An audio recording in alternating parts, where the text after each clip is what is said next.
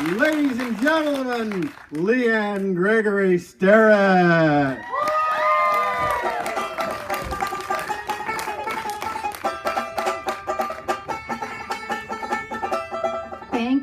Thank you, Joseph. Thank you, John.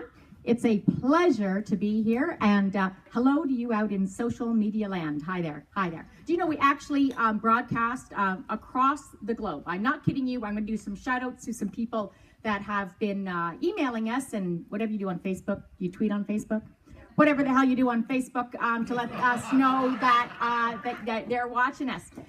So you might be wondering, I'm in a bit of a tux here right tonight, and there's a couple of reasons for that. One, because this is a special little event, like for me to be guest hosting this, it's great. Yeah, thanks. And the other one is that usually on all the other episodes of this show, on this stage, the best dressed person has been Don Van Galen.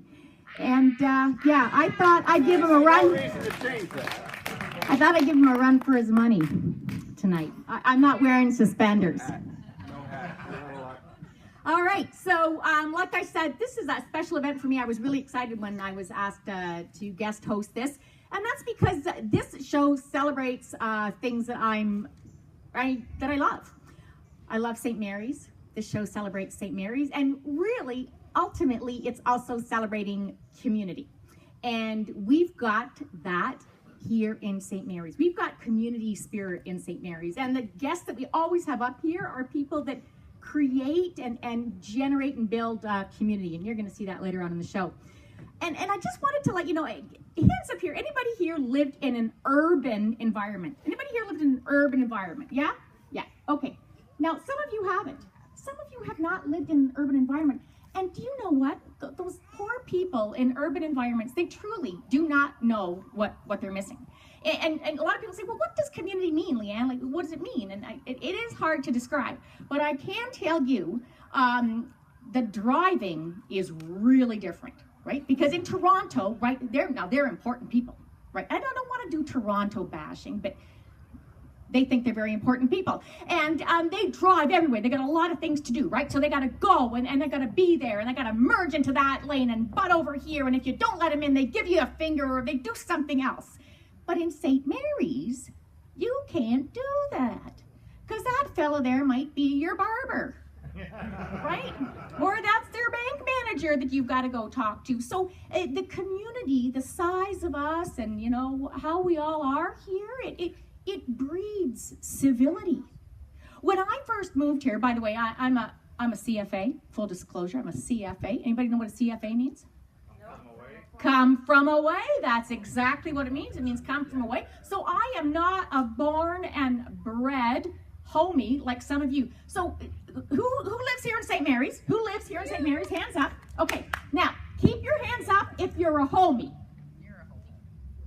Oh, wow. Oh, look at that. So most interesting. Most of the people here that are in St. Mary's are actually CFAs. Interesting. I've been musing a little bit about community and all that sort of stuff. Now, I want to tell you another thing that a lot of people, when they come from an urban environment, just don't get, is when they see, or I mention to them, we've got a bridge that has one lane, right? And they go, oh, yeah, the one-way traffic? No.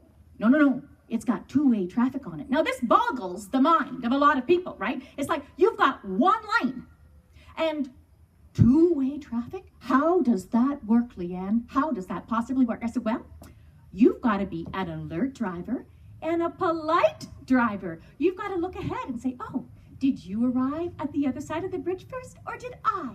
And then you cooperate, and you let the other person go, or they wave you on, and then you go ahead. I don't think they have a lot of one-way bridges in Toronto. Correct me if I'm wrong. Correct me if I'm wrong. There are no one-lane bridges in Toronto. It would freak them out entirely. Traffic would shut down 100%, and there'd be lots of lawsuits. All right, so that's my little spiel about St. Mary's. But I did say, remember that we're going we go global here. Now I'm going to do a few shout-outs here. Just one moment as I go to my piece of paper. Talk amongst yourselves for a sec. Right. So within the continent of North America, let's say a big shout out to Monica Dominic in Portland, Maine. Hi, Monica, are you watching this episode? Hi. And we got Rich Miller in California. Hello, Rich. They're all clapping. You might not be able to hear them clapping, but they're clapping just for you. And let's go over the ocean. We got Ian Wade. Hi, Ian in Bournemouth, Dorset, UK. And then we're going to go even further. Say hello to Hilawe and Kate in Jeddah, and Ala and Najat from Mecca. Salam alaikum. And still within that region, in Istanbul, we even have Jada and her family watching us, and Kubra Erdogan in Istanbul, Turkey. So welcome to you all, and you.